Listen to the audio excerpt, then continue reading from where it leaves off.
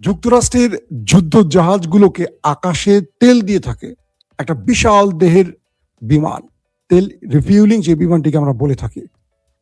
এটি দূর থেকে আসা ইসরায়েল এবং আমেরিকার যে যুদ্ধ জাহাজগুলো আছে তাদেরকে তেল দেয় এবং সেগুলো ইরানে ঢুকে অ্যাটাক করে।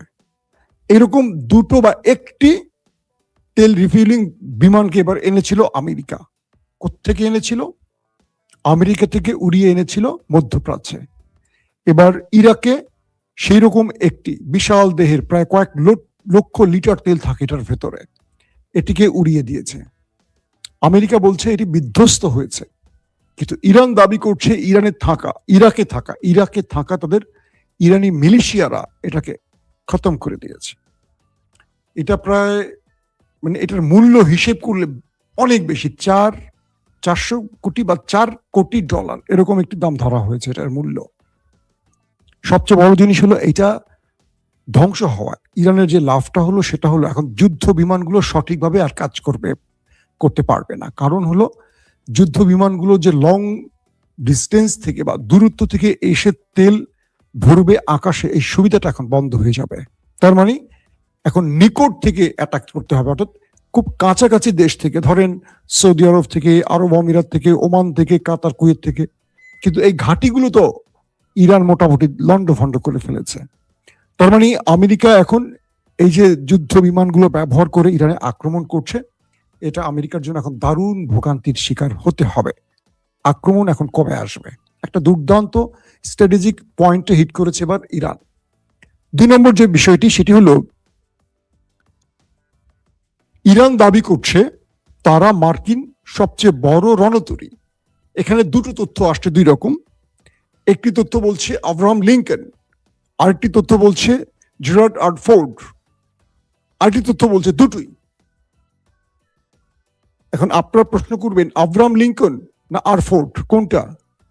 সবচেয়ে বড় যুদ্ধ জাহাজটি কিন্তু R Ford, Gerald R Ford. এটিতে আগুন ধরে গেছে। যুক্তরাষ্ট্রের পক্ষ থেকে বলা হয়েছে যান্ত্রিক কোনো ত্রুটি থেকে আগুন ধরেছে।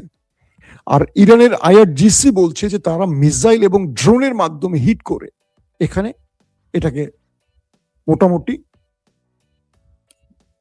কি বলবো অচল করে দিয়েছে। এবং এই যে রণতরীগুলো আছে, এই রণতরীগুলো তার সঙ্গে অনেকগুলো কয়েক ডজন ওয়ারশিপ থাকে, যুদ্ধ জাহাজ থাকে। এই রণতরীর কাজটা কি? এটা একটা যুদ্ধ বিমান, ড্রোন, প্রতিরক্ষা ব্যবস্থার একটা বিশাল প্ল্যাটফর্ম। বিশাল একটা, ধরেন একটা ছোট্ট সিঙ্গাপুরের মতো দেশ, ছোট, এটার উপরে অজস্র যুদ্ধ বিমান থাকে, ড্রোন থাকে, মিসাইল থাকে, 5000-এর মতো সৈন্য থাকে। একটা জাহাজের মধ্যে 650 থেকে 700 টয়লেটই আছে, তাহলে বলছেন কত লোক থাকে? 650 থেকে 700 টয়লেটই থাকে। এবং তারপরও এই টয়লেটে সকালবেলা সবার লাইন ধরতে হয়। তার মানে কত লোক এটার মধ্যে অবস্থান করে। যুক্তরাষ্ট্র বলছে যে এটি একটা ত্রুটি থেকে আগুন ধরে গেছে এবং আগুন নিয়ন্ত্রণে।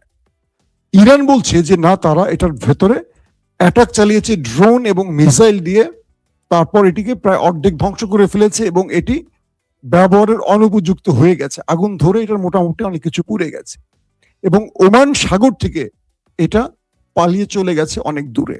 ইরান প্রায় 350 কিলোমিটার দূরে এটা অবস্থান করছিল। এই আব্রাহাম লিঙ্কন এটাতে আক্রমণ করে এবং এটি ওমান সাগর থেকে পালিয়ে চলে যায়।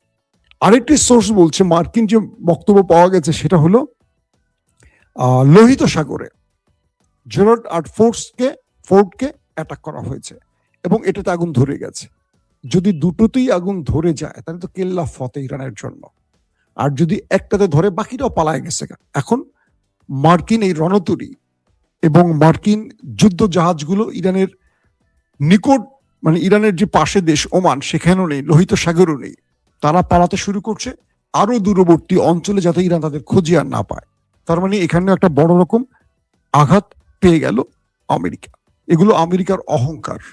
যদি সত্যিকার অর্থে এই খবর, ইরান যেটা বলছে এবং আমেরিকা যেটা বলছে এটা তো সত্য, আমেরিকা তো স্বীকার করেছে যে আগুন ধরেছে। তার মানে আমেরিকা এইটুকু বুঝে গেছে যে তাদের বিশাল অহংকারের চাদরে এবার আগুন ধরিয়ে দিয়েছে খামেনি বাহিনী। এবং বলা যায় যে যুদ্ধের কৌশলে ইরান যা দেখালো, আমেরিকার যে সুপার পাওয়ারের তকমা সে চাদরটাও খুলে ফেলেছে। ইরান ছোট শক্তি, মানে ছোট শক্তির দেশ হলেও আমেরিকাকে বেশ ভালো নাকানি চুবানি খাইয়েছে। দর্শক, তারপরের গুরুত্বপূর্ণ খবরটি হলো বাহরাইনে মার্কিন পঞ্চম ফ্লিটের যে সবচেয়ে বড় নৌঘাঁটি, এখান থেকে পুরো মধ্যপ্রাচ্যে যুদ্ধ কন্ট্রোল করে আমেরিকা। সে বাহরাইনে পঞ্চম নৌঘাঁটিটি প্রায় অচল করে ফেলেছে বা শেষ করে ফেলেছে, ধ্বংস করে ফেলেছে ইরানের ড্রোন এবং মিসাইল। ইরান বলছে তারা মিনাস সালমান অঞ্চলে, বাহরাইনের যে মিনাস সালমান, সেই অঞ্চলে পঞ্চম নৌঘাঁটিতে হামলা করেছে এবং দূর থেকে যে ভিডিও ফুটেজ পাওয়া গেছে সেখানে শুধু আগুনের কুণ্ডলি দেখা গেছে। তার মানে আমেরিকার নৌঘাঁটিকে একেবারে ধ্বজভঙ্গ করে ছেড়েছে ইরান। কারণ এখান থেকে নৌ শক্তির যেই স্পিড নিয়ে আমেরিকা কাজ করতো বা পুরো মধ্যপ্রাচ্য কন্ট্রোল করত, সেই কন্ট্রোল সিস্টেমটাও ভেঙে দিয়েছে। এখন হরমুজ প্রণালী পুরোপুরি ইরানের কন্ট্রোলে। আপনারা জানেন যে যুদ্ধের সবচেয়ে বড় অস্ত্রটি এবার ইরানের হাতে ছিল হরমুজ প্রণালী। যত বিমান ফাটাক, মানে ধ্বংস করুক, রণতরী ধ্বংস করুক, যত ঘাঁটিতে আটকাক বা হিট করুক, ধ্বংস করুক, সবচেয়ে বড় আঘাত হলো হরমুজ প্রণালী। এটা যতক্ষণ ইরানের কন্ট্রোলে ততক্ষণ আমেরিকার ঘুম হারাম থাকবে এবং বিশ্বে আমেরিকার অবস্থান দুর্বল হবে। এই হরমুজ প্রণালী দখলের জন্য ইরান, আমেরিকা ব্যাপক অ্যাটাক করেছে, ইরানের অনেক নৌযান ধ্বংস করেছে। তারপরও ইরান তার কবজা থেকে হরমুজ প্রণালীকে ছাড়েনি। এখন পর্যন্ত পুরো হরমুজ প্রণালী তার কন্ট্রোলে আছে। প্রায় 20টির মতো জাহাজ ধ্বংস করেছে হরমুজ প্রণালী এবং তার আশপাশের অঞ্চলে শত্রুর প্রায় 20টি জাহাজকে হিট করে ধ্বংস করেছে ইরান। তার দাবি এরকমই, মানে ইরানের দাবি হলো এটি। তার মানে পঞ্চম যে ঘাঁটিটি নৌবাহিনীর আমেরিকা, যেটা বাহরাইনের মিনাস সালমায় আছে, এটাতে এই বিশাল হামলায় ইরান মার্কিন যুক্তরাষ্ট্রের নৌ সদর দপ্তরকে এক প্রকার অচল করে ফেলেছে, যেটা মধ্যপ্রাচ্যে অবস্থিত। দর্শক, তারপরের যে গুরুত্বপূর্ণ খবর সেটি হলো যুক্তরাষ্ট্র এবার ওমানের মাধ্যমে ইরানের কাছে বার্তা পাঠিয়েছে। অর্থাৎ ওমান, এর আগেও ওমানের মাধ্যমে যুদ্ধবিরতির অনেকগুলো বৈঠক হয়েছে আমেরিকা এবং ইরানের মধ্যে। এবার সেই যুদ্ধ বন্ধের জন্য ওমানকে আবারও কাজে লাগাচ্ছে আমেরিকা।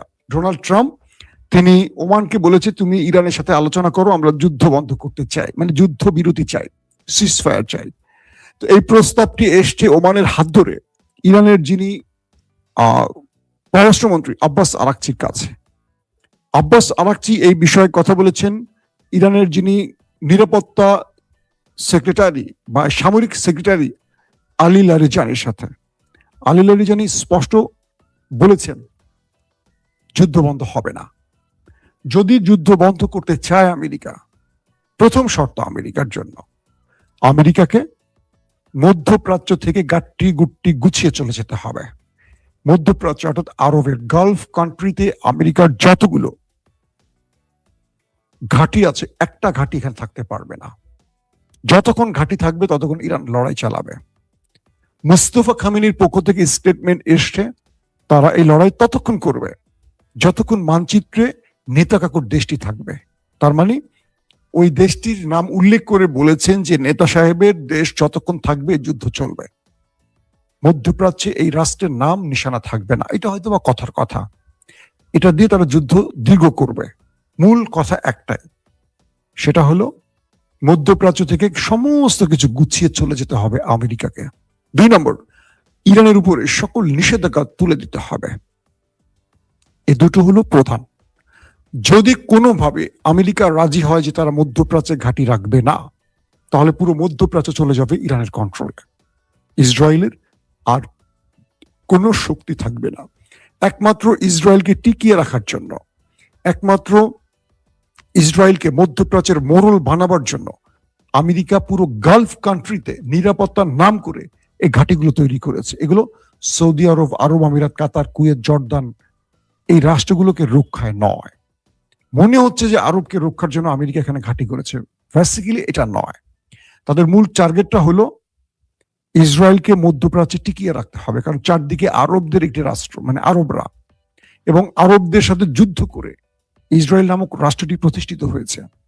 এবং ইসরায়েলের গ্রেটার ইসরায়েল তৈরির যে পরিকল্পনা, সেখানে ইসরায়েলকে শক্তিশালী না করলে বা মধ্যপ্রাচ্যে ইসরায়েলকে মোড়ল না বানাতে পারলে এই রাষ্ট্র এখানে টিকে থাকবে না। তাহলে কি করতে হবে? আমেরিকা গালফ কান্ট্রিকে রক্ষার নাম করে তাদের এখানে কয়েক ডজন ঘাঁটি তৈরি করেছে এবং এই ঘাঁটি থেকে তারা ইসরায়েলকে রক্ষা করে। ইরানের হাত থেকে রক্ষার নামে এই কাজটি করত। ইরান এবার যে ধোলাইটা দিচ্ছে, সেই ধোলাইয়ের পর এইটুকু বোঝা যাচ্ছে যে আরবদের এখন পালাবার পথ খুঁজছে। আরবরা না, দুঃখিত, আমেরিকা। এবং সবচেয়ে ইন্টারেস্টিং ব্যাপার হলো আমেরিকা আসলে পালানোর কাজটি করছে এখন। তাদের রণতরী পালিয়ে যাচ্ছে, মানে কি পৃথিবীর কাছে তাদের মুখ ছোট হয়ে গেছে। তারা যে পরাশক্তি এটি আর জোর গলায় বলতে পারছে না। তাদের সামরিক বাহিনীগুলো পালিয়ে যাচ্ছে। তাদেরকে দেখা গেছে বিভিন্ন ফুটেজে তারা বেডিং পত্র গুছিয়ে চলে যাচ্ছে অন্য জায়গায়। এখন ইরানের টার্গেট একটাই, মধ্যপ্রাচ্য থেকে আমেরিকাকে সরাবে। আর আমেরিকা সরে গেলে ইরান হবে মধ্যপ্রাচ্যের মোড়ল, সুপার পাওয়ার। এবং আরবের বা গালফ কান্ট্রিগুলো ইরানের সাথে সমঝোতা করে চলবে। আর ওই রাষ্ট্রটি, নেতাকাকুর দেশটি, এখানে হয়ে যাবে একটা টয়লেট। তার মানে এই রাষ্ট্রটির আর কোনো অবস্থান থাকবে না। এখন থেকে যদি কখনো আরব একটি দেশ নেতাকাকুকে সকালে একটা গালে চটকানা দেয়, সে আরেকটা গাল পেতে দিবে। কারণ তখন জর্দান কথা বলবে, লেবানন কথা বলবে, আর ফিলিস্তিন নামক রাষ্ট্রটি তখন স্বাধীনতা লাভ করবে। কারণ তখন নেতাকাকুর আর উচ্চ বাচ্চ থাকবে না। তার সকল শক্তির মূল মালিকানাই হলো আমেরিকা। আমেরিকাকে ম্যানেজ করে এই অঞ্চলে তিনি তার সকল শক্তি প্রয়োগ করে থাকেন। দর্শক, আরেকটি ব্যাপার হলো যে আমেরিকা, ট্রাম্প ওমানকে বলছে যে ইরানকে বলো আমরা আলোচনা করতে চাই, একটা আলোচনার টেবিল বা একটা আলোচনার চ্যানেল খুলে দাও, যেখান থেকে আমরা ইরানকে বুঝাতে পারি কি করতে হবে। যেহেতু এই মুহূর্তে ইরানের সুপ্রিম কমান্ডারদের সাথে আমাদের কোনো যোগাযোগের নেটওয়ার্ক নেই। আমেরিকা বুঝতে পারছে যে তারা আলী খামিনিকে হত্যা করে সবচেয়ে বড় ভুলটা করেছে। কারণ আলী খামিনি ছিলেন খুব সহনশীল, ধৈর্যশীল, নরম স্বভাবের মানুষ। আর তার ছেলে মুস্তফা খামিনি, তিনি কিন্তু ফাইটার। আপনারা হয়তো জানেন কিনা, যখন ইরানের প্রেসিডেন্ট ছিলেন আলী খামিনি, তখন রুহুল্লাহ খামিনি ছিলেন সর্বোচ্চ নেতা। এরপর রুহুল্লাহ খামিনির মৃত্যুর পর আবার ভোটাভুটি হয়। এই ভোটাভুটির মাধ্যমে তাদের যে সুপ্রিম কাউন্সিল, সেই সুপ্রিম কাউন্সিলের ভোটের মাধ্যমে এই যে আয়াতুল্লাহ আলী খামিনি, তিনি হন সুপ্রিম লিডার। পরবর্তীতে এই ছেলে, মানে তার ছেলে, মেজ ছেলে মুস্তফা, তিনি কিন্তু 15-16 বছরে ইরানের সেনাবাহিনীতে যোগ দেন এবং ইরান যুদ্ধে তিনি কিন্তু অংশ নেন এবং সাফল্যের সাথে তিনি লড়াই করেন। একটা পর্যায়ে যে বিপ্লবী গার্ড বাহিনী তৈরি করা হয়, বিপ্লবী গার্ড বাহিনীর কাছে তিনি সর্বাধিক জনপ্রিয় হয়ে ওঠেন। তিনি রাষ্ট্রীয় বা রাজনীতির কোনো ক্ষেত্রে নিজেকে প্রচার করতেন না, সবসময় নিজেকে গোপন রাখতেন, পর্দার অন্তরালে রাখতেন। মূলত খামিনি প্রায় 38 বছর তিনি যে সুপ্রিম কমান্ডার ছিলেন, এই সময়টিতে 38 বা 36 বছর তিনি মূলত বিপ্লবী গার্ড বাহিনীর সাথে কাজ করতেন। বলা হতো বাবার প্রত্যেকটা নির্দেশনা নেপথ্য থেকে তিনি বাস্তবায়ন করতেন। এবং এই সময়টিতে এসে যুদ্ধকালীন ইরানের সবচেয়ে জনপ্রিয় ব্যক্তি হবার পেছনে কারণ হলো, যারা আইআরজিসির হয়ে যুদ্ধ করছেন, আইআরজিসির প্রত্যেকটি কমান্ডার